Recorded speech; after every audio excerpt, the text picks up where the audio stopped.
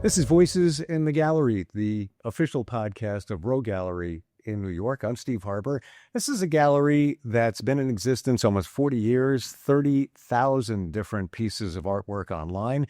Today, we're going to talk with somebody connected to the gallery, and that's Bill Fine. He is the man connected to Artnet. And it's great to have you here, Bill. How you doing? Glad to be here.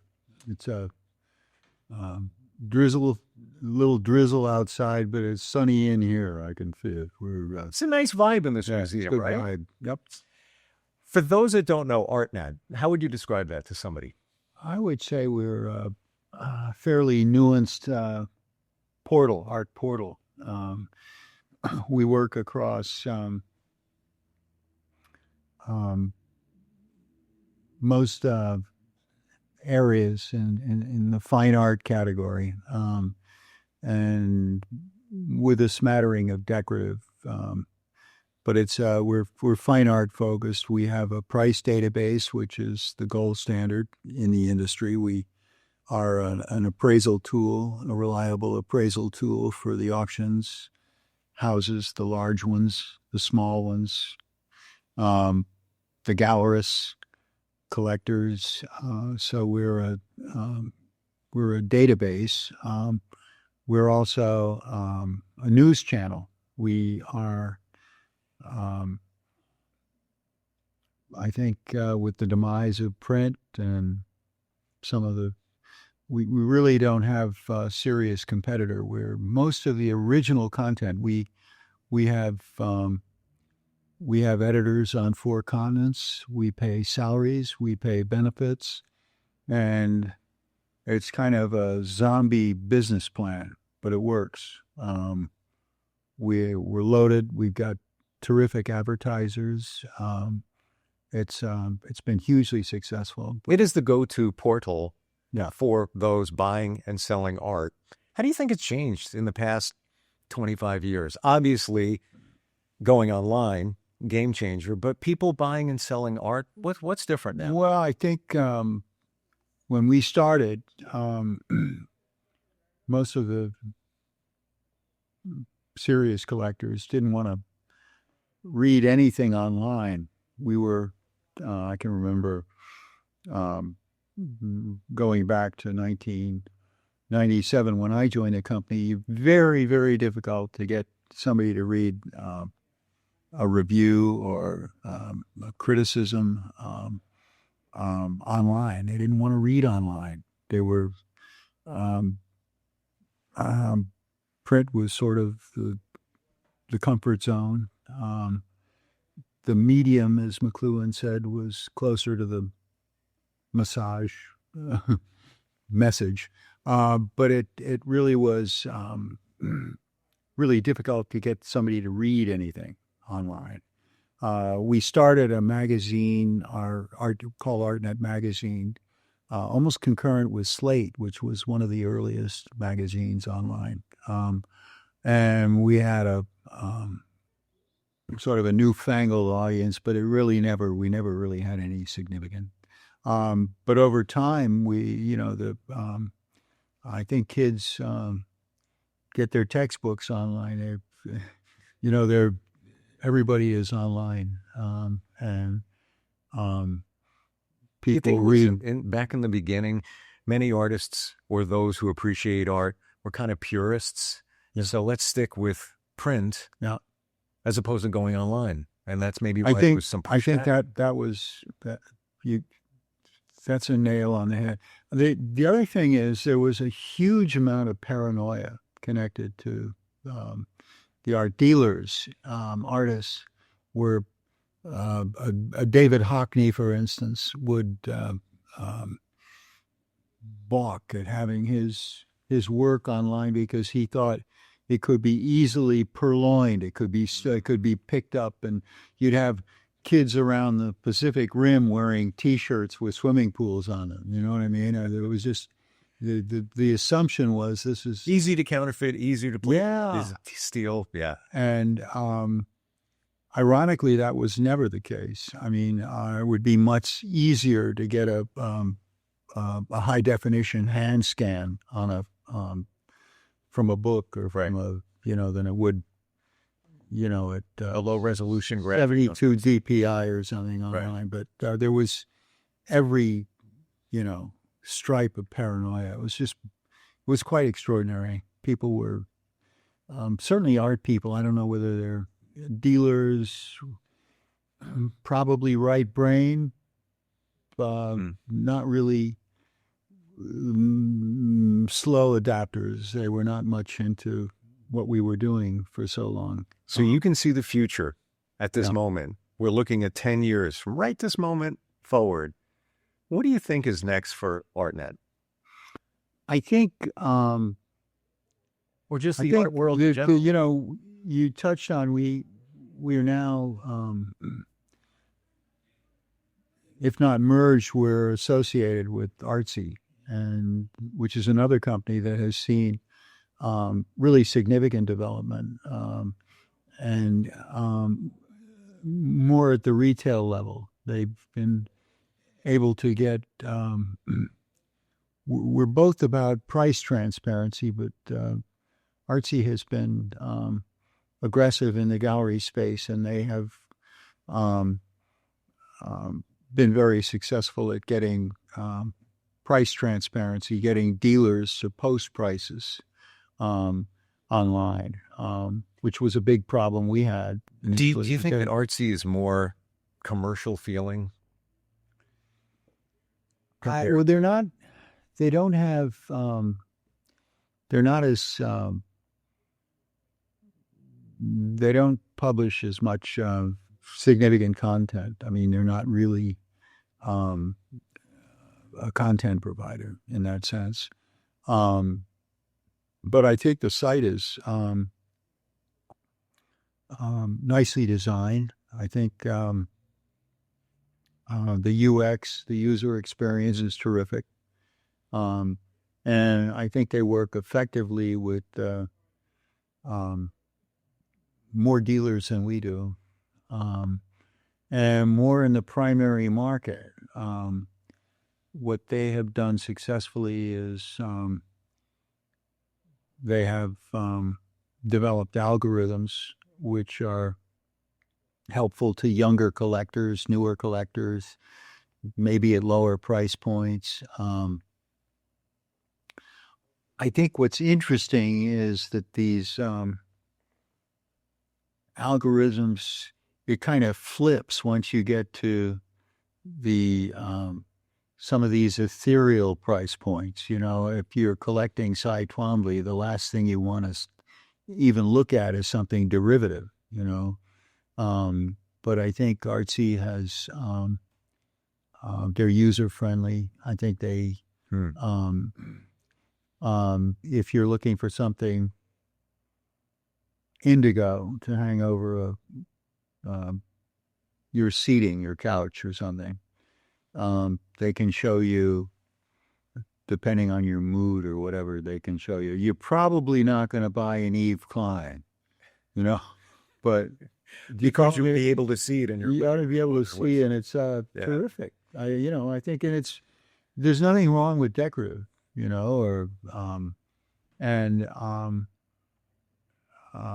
although I think it's dangerous to overgeneralize. I think there are a lot of really there are a lot of important collectors who are just as interested in the shock of the new, the newer, younger artists. Can we talk about that? Yeah. The emerging artist. Let's say somebody is listening, watching. They're starting to carve their way in terms of maybe a reputation in the very beginning. Mm-hmm. What's your advice to them? And there's a chance that they could move forward pretty fast now that we have more exposure? Well, what they really want to hear is that they, there's an easier way to do it somehow, or that they can, the internet is the, sort of the horn of plenty or something. Like a music artist puts on some videos. It doesn't work that way. I mean, I think there's no way. Internet there are a lot of businesses making money disintermediating other businesses. In the music business, the labels have been substantially disintermediated with YouTube on YouTube. A lot of these younger artists, they don't need labels.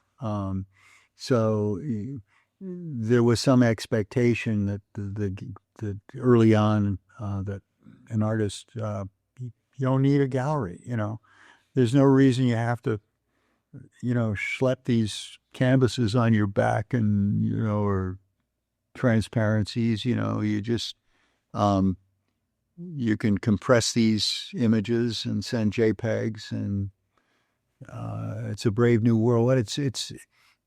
I don't think there's any way you can really disintermediate galleries. And So you're saying there's always going to be a place for them? I think so. I think, and I think the gallery's business is substantially is branding. We talked about the primary market. The best galleries, the biggest galleries, I hesitate to say the best, but those that with the largest reputation, they're all in secondary market, but they're also in the primary market.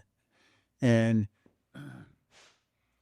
a result of the transparency that Artnet has brought to the market is that the margins they get in the secondary market are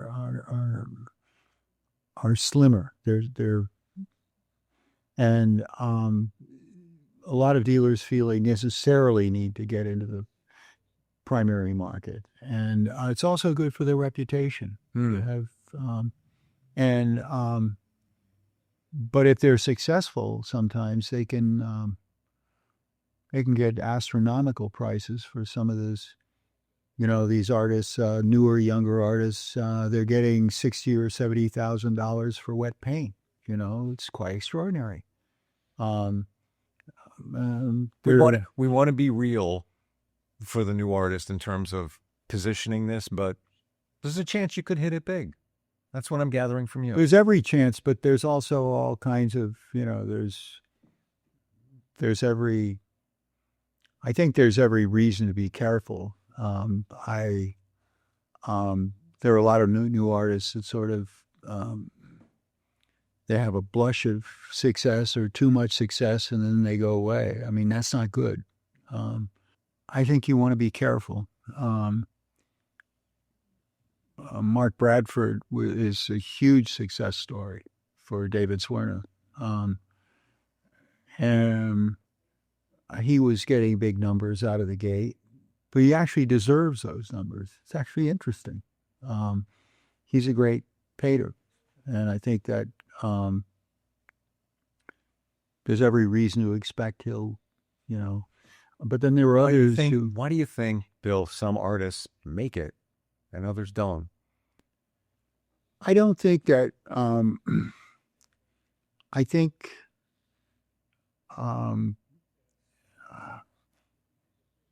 there's, everybody would like to think that art is somehow democratizing. You follow me?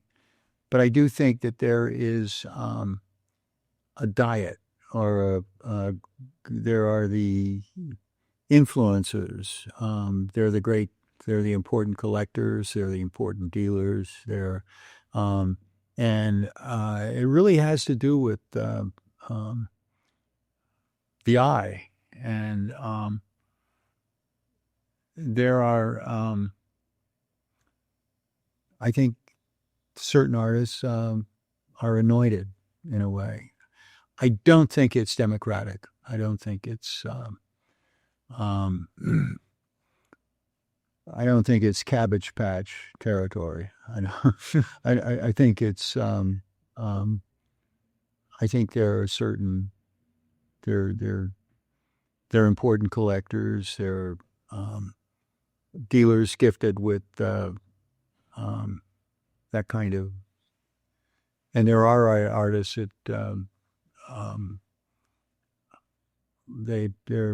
they open the aperture. I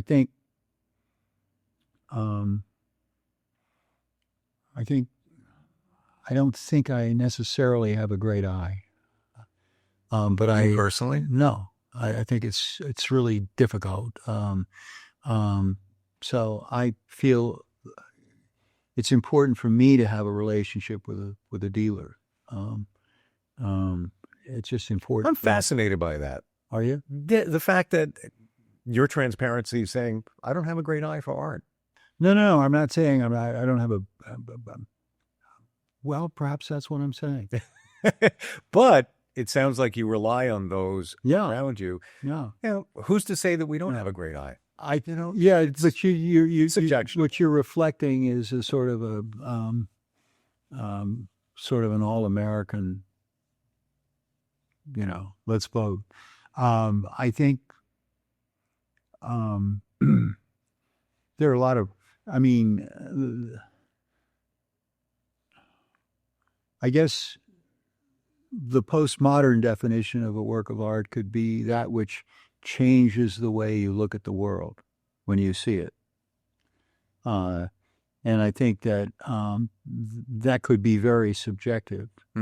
But I would say as you look at more and more and more and more art, and it doesn't take you don't have to be a Rhodes Scholar. You don't have to be you don't have to go to MIT to get it. I mean, it's the more you see, the smarter you get, and you get to certain levels of sophistication. And I would say a lot of the great collectors are they buy a lot of art, they look at a lot of art, they are amassed in it. Yeah. And they're immersed in it. I think after a while it just comes natural because you've seen so much, you've studied it. Dealer I know has bought, he estimates 20,000 works of art over time. He spends every nickel he makes on, he's got to buy a new, a place to Joseph Albers or something. It's not, it's really a, but he gets to, and he's very articulate, but he gets to a certain level of,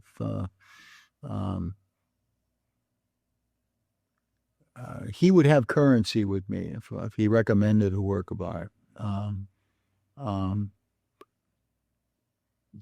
He's so deep into it with 20,000 pieces. Well, some he sold, obviously, but I think that, I think you, the more you see, the smarter you get. What I love about Rob and RoGal is that, you can stick your head in there and it's like sensory overload. I mean, he's got everything from American Pictures to, just Ashcan to true words. Almost everything. I did not want to leave his gallery. Yeah. It was just mind-blowing. Yeah. He's got everything. He does. It's amazing. And I think that what makes Artnet special is that there is a certain, I think the algorithm I admire. I think our erstwhile competitor Artsy has done a terrific job. But what they've done in a way is artificial, is a little bit machine learning. It's artificial intelligence. They've done all of that. But I still think there's a place, I think content is really the best way to push the new imagery with words. And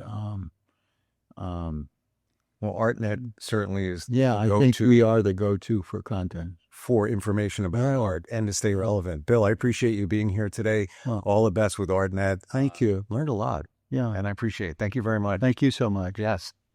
To learn more, go to RoGallery.com.